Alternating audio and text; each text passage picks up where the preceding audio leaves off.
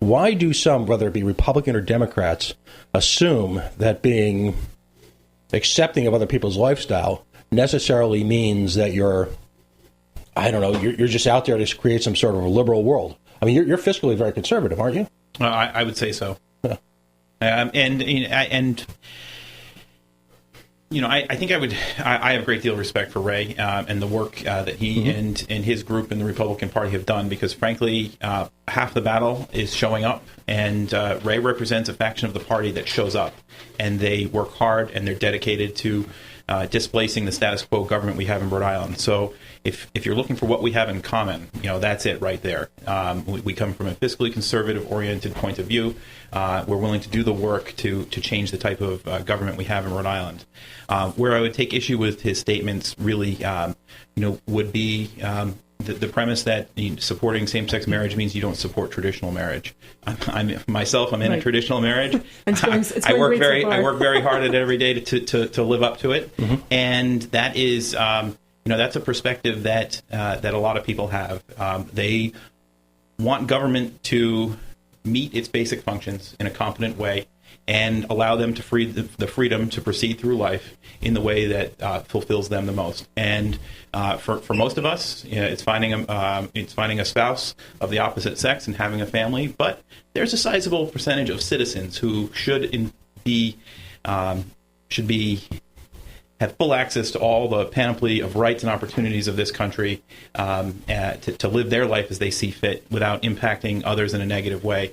And to me, this is about the most Republican ideal of freedom.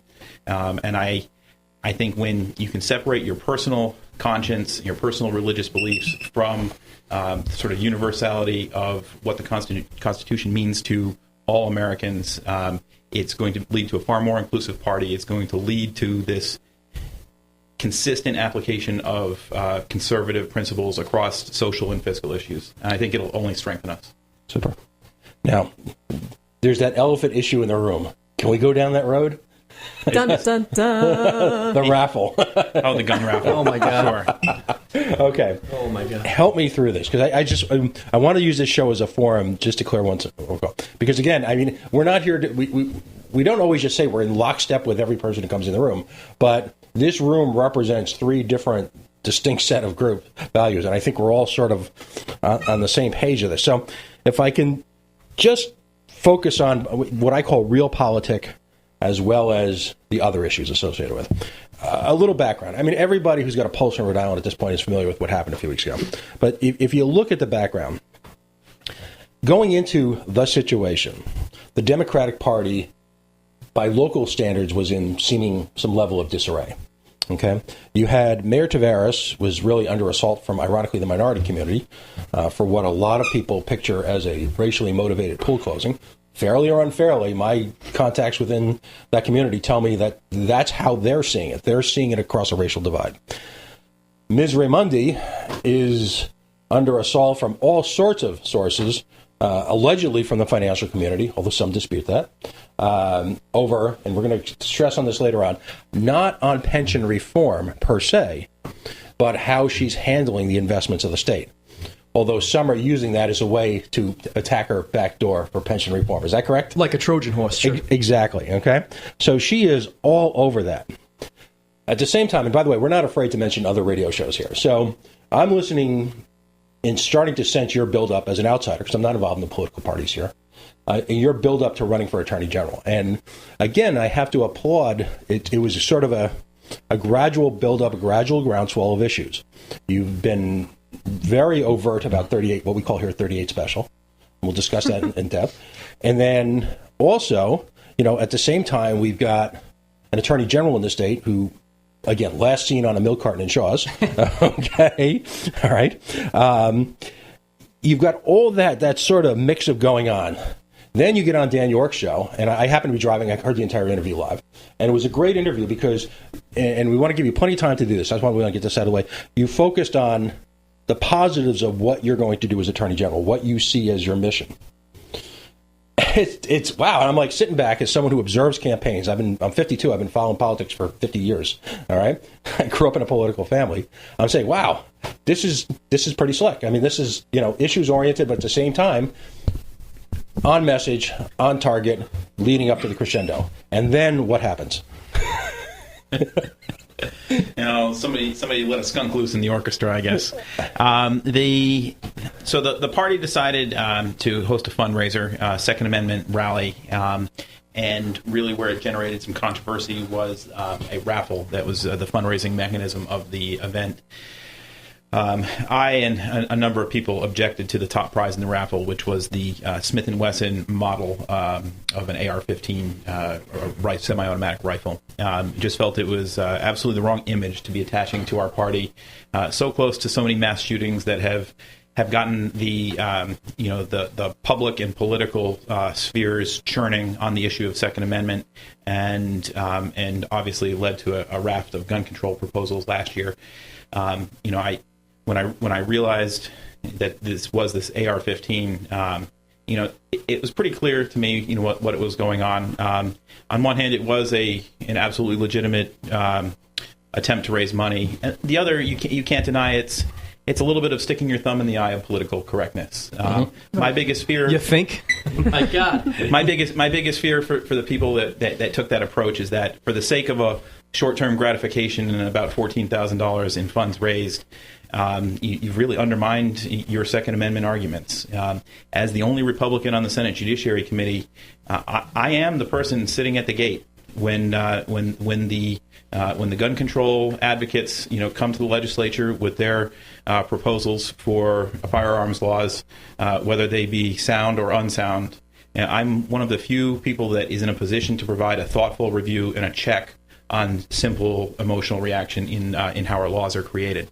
It makes it much more difficult for me to do my job when we are waving around that type of weapon. And I think that's a great point. And, P.O., you mentioned at the beginning on this show, we're not poll-driven, we don't care about the money. But at the same time, when you're a political party, when you're the Republican Party, you have to understand how you're going to be perceived by the greater public. And how you're going to get votes. Thank you. This is a Democratic-dominant state, and exactly. At some point, the Republican Party isn't going to regain its strength by, as you put it, putting a thumb in the eye of people, or preaching to the choir. Basically, the bottom line the is choir that is getting smaller and smaller. yeah, preaching to a small choir when you need to reach everybody. The bottom, and the Second Amendment's not a partisan issue. It's an American issue. It's part of the Constitution. Right. And that right there is probably the most important thing to remember, and why you should speak about Second Amendment issues in such a serious way. Mm-hmm. Because you're talking about the Constitution, the very foundation of our society, and you're talking about lethal force and the emotional impact that can have on our citizens. Right. And if it's a serious issue, you expect your leaders to talk about it in a serious way, and I just didn't think the gun raffle did that. Well, particularly with that specific model of gun. It is. It's all about imagery. If they had used an antique collector's item, at some point, you have to realize how you're going to be perceived and how that's going to affect you going forward. And I think that is totally ignored. And I think that's what's hurt the Republican Party in this state for the last 20 years, maybe. It also sounds as if it didn't occur to some of the leadership to actually ask questions of other people who have been talking about running for office. Well, to be some input from people. To be fair to the leadership of the party, they've been working very hard since they took office, and they've had some real successes. And one of the things that's so disappointing to me about this experience is they were getting some traction. The Republican Party for a couple of quarters was doing very well fundraising, and I think probably just did as well, outpacing the Democratic Party of the state. As you mentioned in your lead-in, that party is in shambles. The opportunity, there's a power vacuum or a leadership vacuum that exists in this state that's waiting to be filled, but it can't just be filled by those guys are a bunch of bums type of rhetoric. It has to be filled with real vision and ideas. It's hard to take that seriously, though, to say that the Democratic Party's in shambles when they own 90% of the state legislature. They own every general office right now. There's a distinction between there's a real distinction between the organizational structure of the party and their potency and the legislative turnout. I think the Senate President and the Speaker of the House have very, very strong political machines. I think they turn out people, money, and resources for candidates that they're affiliated with. I think they're very strong, old school, status quo machine politicians. I think the Democratic Party organization of the state is very weak. They churned through executive directors or chairmen, about the same rate the Republicans were. They really weren't producing any party leadership. And part of that structural, the Speaker of the House is the de facto, head of that party. The Republicans had an opportunity to create a professional organization that's focused on fundraising and getting the message out. And I think they were making some progress and still will. I mean, we have a long way to go till the next campaign. This raffle was just a distraction none of us needed.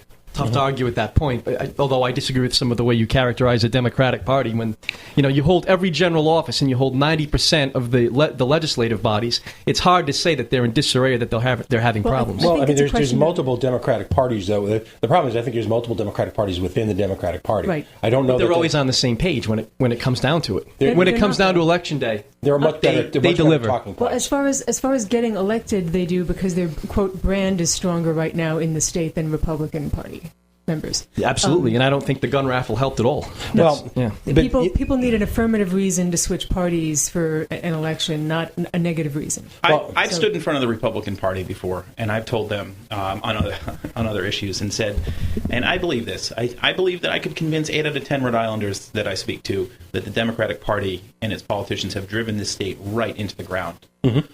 But the challenge is and always will be, I can't convince 5 or 6 of those 10 people that the Republican Party has a group of people and a vision of leadership that we can put into place and actually change things. And until we make that connection and actually make a positive connection to the voters that say those people have ideas, they have skills, they have charisma, whatever it is, the mojo, they're not going to leave the people who are running the show, because at least if they vote for a Democrat, they may not like the Democrats, but they know he's in with the in bunch, he's got access to the power, might as well go with the one who's already running the show. Interesting perspective. Now, to focus now, to kind of get that behind us and really focus on you as Attorney General, what do you say to citizens who, in the last the litany is endless, but let's just take some recent situations.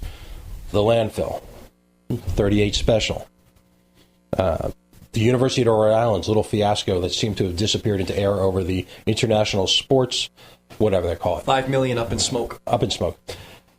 If you're a Rhode Islander and you don't pay a parking ticket or you fall behind your taxes, you lose your driver's license and you're subject to arrest. Yet, when I list all 3 of those, I'm not seeing if other than one indictment on the international sports, and God only knows how that'll end up, I'm not seeing a single person going to jail. That's a fair assessment, and this is it's a pattern that plays out both in terms of accountability that you're referring to with those scandals, and it's a pattern that plays out every day in terms of access to preferential opportunities in this state. The Speaker of the House is currently dealing with some ethics issues relating to some work he did for the Providence Economic Development Partnership, work that was steered to him by Mayor Cicilline. I don't know that there's anything wrong with any of that. I won't speculate because I'm not privy to those files. But here you have one of the most powerful helping another one of the most powerful get access to the public resources. And that's a story that's as old as politics in Rhode Island. It's a cultural problem that's got to stop. As Attorney General, I move away from the policy-making side as a sitting senator and the opportunity to vote and call out bad ideas from that platform. But I do move directly into the seat of delivering accountability on the various issues that you've pointed out. Unfortunately, for those specific issues, the clock ticks, tick, tick, tick. For every day and year that goes by, statutes of limitations expire, and I do have some concerns that my arrival at 150 South Main Street may be too late to deliver the specific accountability and actions that I think should take place on 38 Studios in particular, and on Deepwater Wind and the landfill. The Sports Institute has been indicted, and hopefully that will be successfully resolved either before or shortly during my first term. But I think everybody who follows my career knows what my perspective has been as a legislator, calling out those specific examples, calling for answers, demanding oversight, urging my colleagues to take up their oversight function in the legislature, put this in front of the people, and hold everybody responsible for what they do. And there's just no There's really no justification for the lack of